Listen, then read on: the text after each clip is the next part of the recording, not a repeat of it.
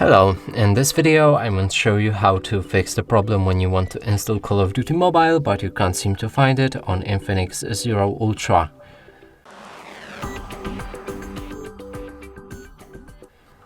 And to do this, first let's open a Google Play Store, because that's where you can find the game, and try to look for it. But sadly there's no results, and to fix this we'll need to open our profile, go to the settings, family, parental controls, and here either disable parental controls entirely or go for apps and games. Enter your PIN code and click on OK. Here set the age to PG-16 and make sure to save the settings.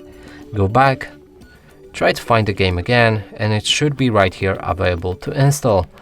And that's it for this video. Hope you like it. Please consider subscribing to our channel, leave a like and a comment below.